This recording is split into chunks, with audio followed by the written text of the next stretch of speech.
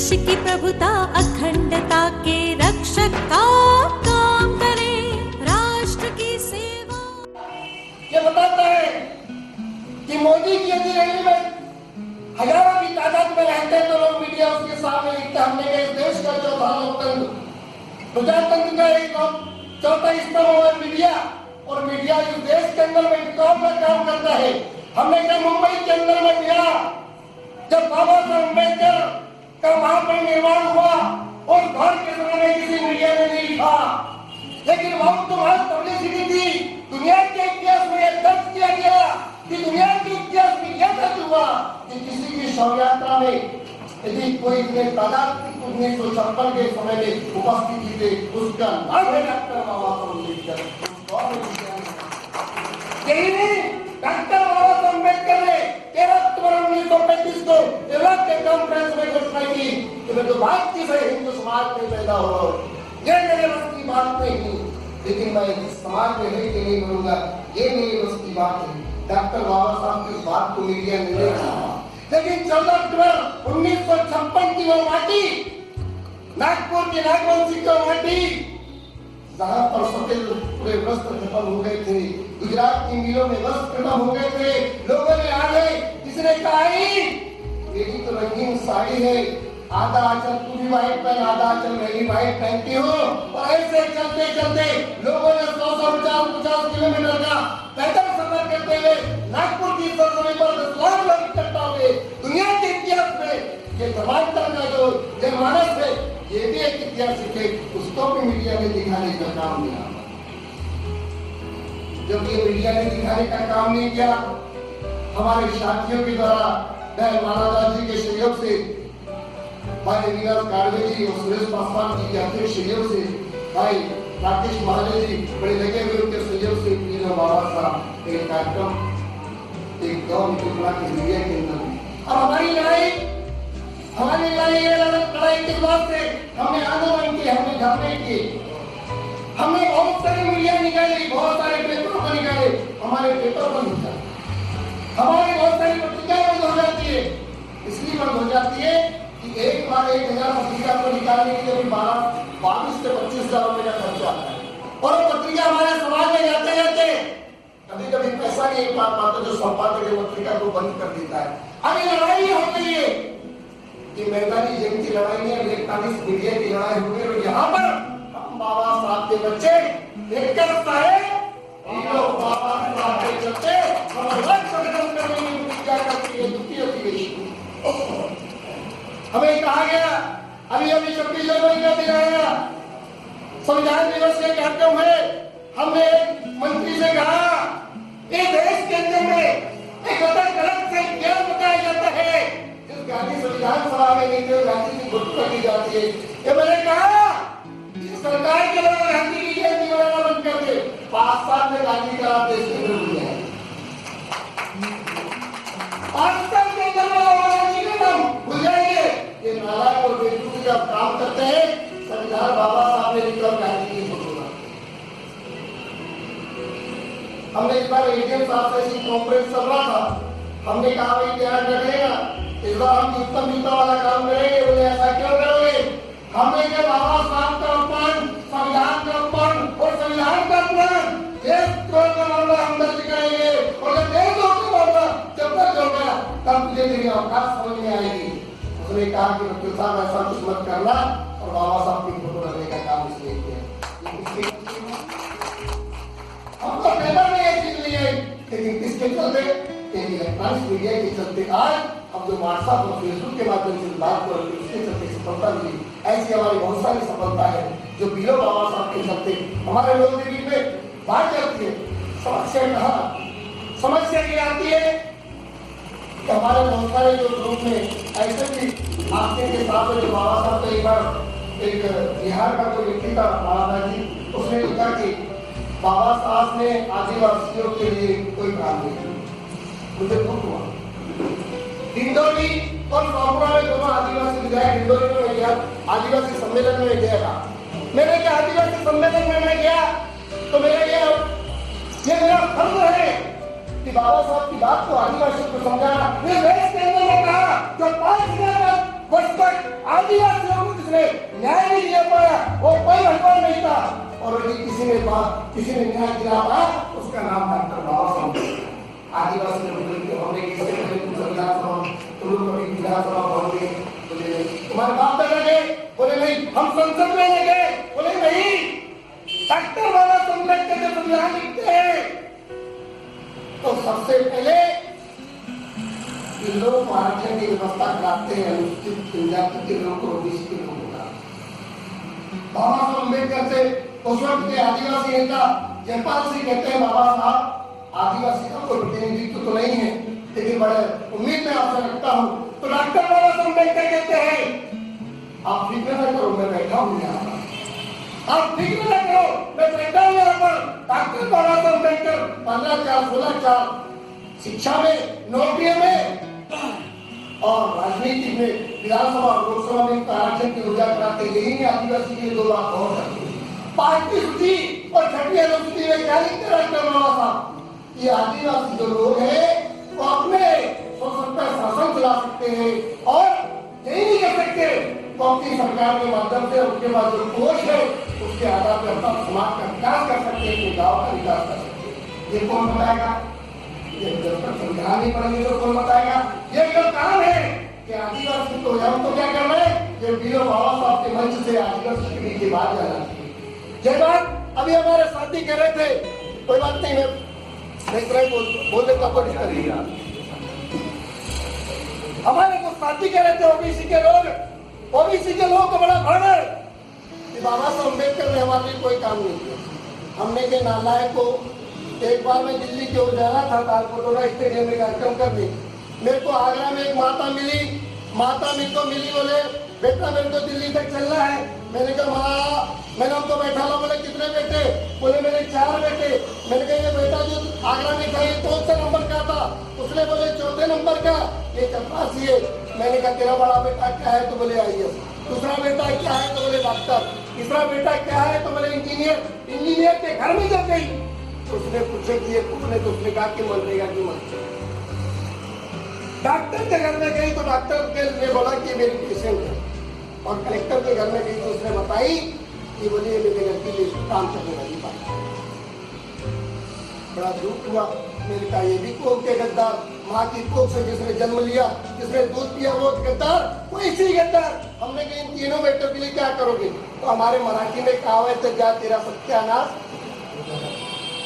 तो जो लोग बाबा साहब के आरक्षण के चलते, अनुच्छेद 340 के चलते, जिन पिछड़ा वर्ग के लिए बाबा साहब ने मंत्रिमंडल से त्याग पत्र दिया, और दिया क्या कि पिछड़ा वर्ग के लोगों को आरक्षण की व्यवस्था करनी थी, अनुच्छेद 340। पंजाबराव देशमुख बाबा साहब अम्बेडकर से लिखते हैं और कहते हैं बाबा साहब संविधान सभा के अंदर में ओबीसी का कोई व्यक्ति नहीं है। बाबा साहब कहते हैं पंजाबराव देशमुख तुम्हें डरने की आवश्यकता नहीं है, मैं महात्मा फुले साहू जी महाराज का अनुयायी हूँ, आपको चिंता करने की गरज नहीं है। अनुच्छेद 340 ओबीसी के लिए आरक्षण की व्यवस्था कराते। अब नालायक बोलते हैं संविधान पढ़ते नहीं, बोलते बाबा साहब ने हमारे लिए कुछ नहीं कहा।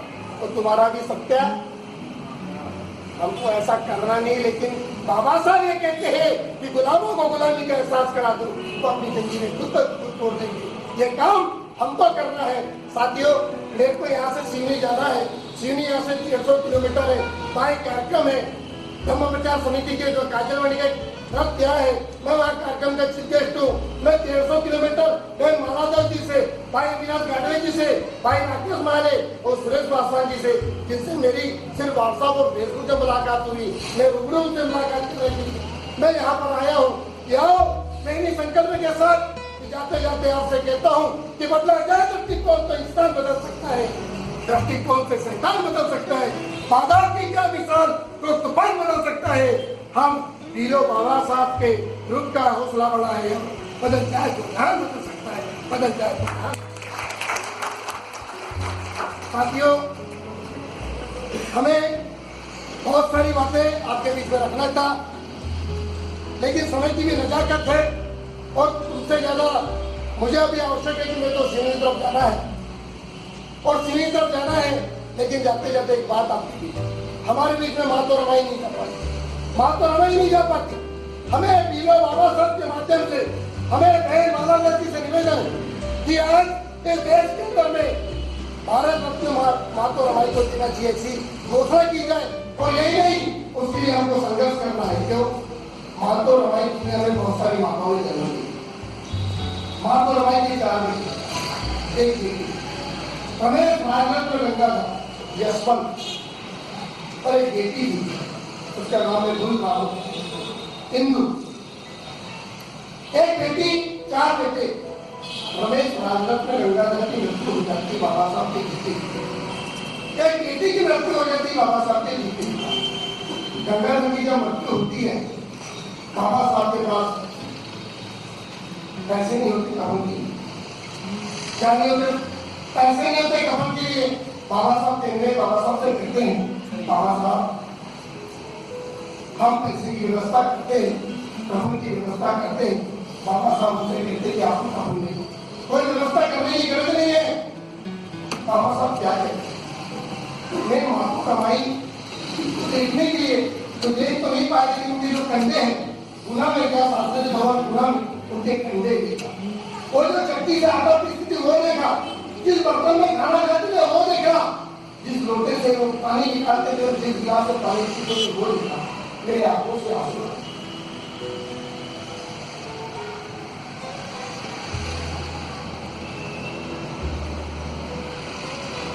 ऐसी माँ जिसने इस देश के अंदर में नहीं, पूरी दुनिया के अंदर में यह कहा कि बाबा साहब मैंने बेटी कोई आपसे कुछ नहीं मांगी। बाबा साहब आपसे निवेदन है, मेरे 5 करोड़ की रक्षा करें। बाबा साहब कहते हैं, ए रामू, मैं तुझे विश्वास दिलाता हूँ, मैं तेरे 5 करोड़ की रक्षा अवश्य करूंगा। ये वचन देते बात माँ तो रमाई बाबा साहब दुनिया की ऐसी माँ है, कोई अपनी पति खोने को तैयार नहीं है, कोई अपना बेटा खोने को तैयार नहीं है, कोई अपना भाई खोने को तैयार नहीं है। ऐसी माँ जिसमें 3 बेटे एक बेटी को खोई और बाबा साहब से कभी पीछा नहीं कर। ऐसी माँ को देश के अंदर में भारत में मिलना चाहिए।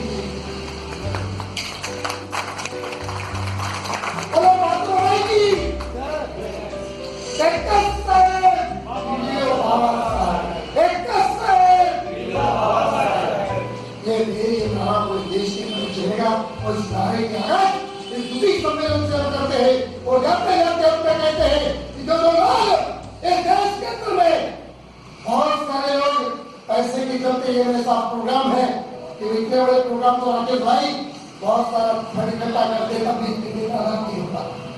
हम बाबा साहब के नुमाइंदे हैं कि बाबा साहब के वो नुमाइंदे जिसका महापरिनिर्वाण हुआ तो 20,000 रुपए करेंगे बाबा साहब का सोसाइटी ने बाबा साहब का तो वही हो जाते और करते कमाना मेरे को 3 हो जाते। पैसा कमाने का शौक था नहीं, ये भी हो जाते।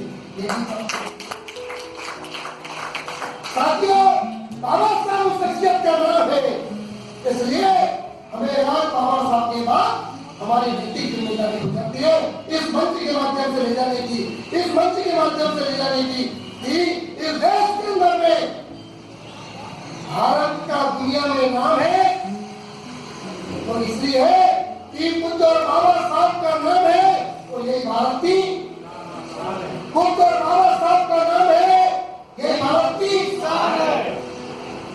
साथियों, आज बहुत सारा मीडिया बाबा साहब की शिक्षा पर, बाबा साहब की जो संविधान के अंदर में बहुत सारी चीजें लिखते हैं तो संविधान के संबंध में बहुत सारे ये बताते हैं कुछ नारायण कौम के लोग कि बाबा साहब ने संविधान लिखी, उनको संविधान सभा का वो भाषण बनाना चाहिए। राजेंद्र प्रसाद के द्वारा जो राजेंद्र प्रसाद प्रथम राष्ट्रपति थे उनका भाषण पढ़ाना चाहिए संविधान सभा के अंदर। टीटी कृष्णाचार्य का भाषण पढ़ाना चाहिए, ये टीटी कृष्णाचार्य कहते हम नहीं कहते। जो सदस्य थे डॉक्टर बाबा साहब अम्बेडकर ने पूरा संविधान लिखे, लेकिन वकील साहब शायद संभाली हुए, वकील साहब हमारे बीच में उपस्थित है, मैं उसे पहचान तो नहीं पा रहा, लेकिन एक बात बता देना चाहता हूँ कि बाबा साहब अम्बेडकर ने जो संविधान है वो 2 वर्ष 11 माह 18 दिन में नहीं, वो 114 दिन में 146 दिन में तैयार हुआ है।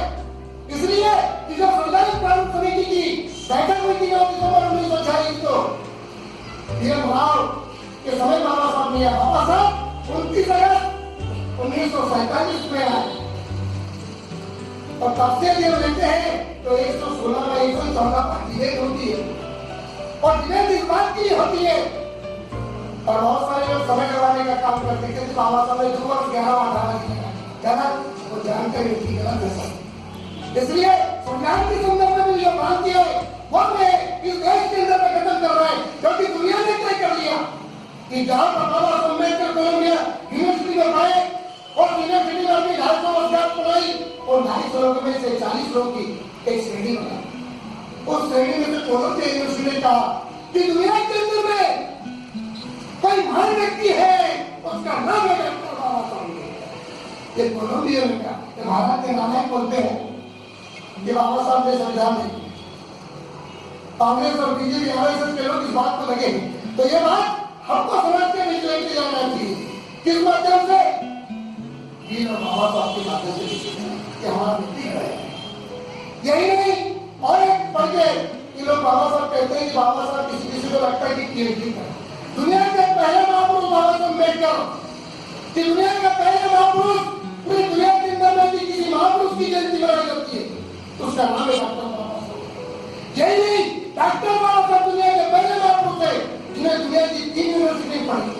मैं बोलता हूँ तो लोग पूछते वकील साहब उधर से आवाज आती वकील साहब बताओ हमको मालूम है तुमको कोलंबिया यूनिवर्सिटी मालूम है।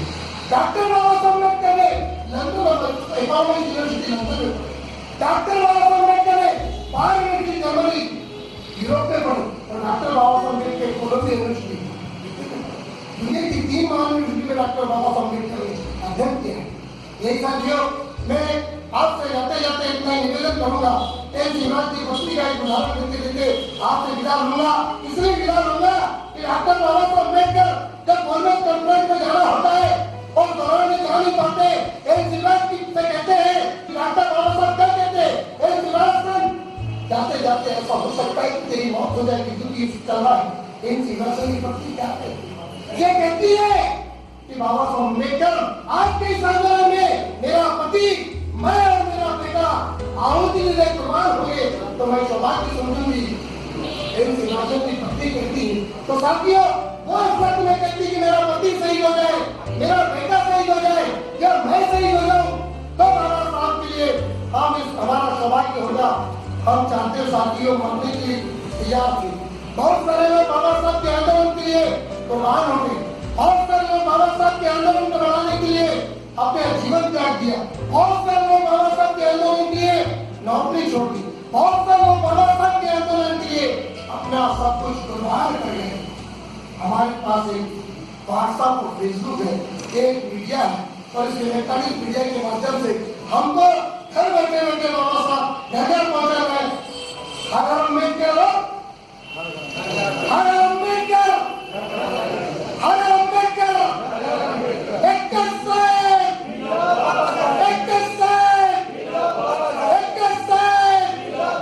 अपनी भाई को उत्साह पैदा करो रुकवाओं को मोड़ देने को पैदा करो। जब हम समाज से जीना चाहते हैं तो घर में अम्बेडकर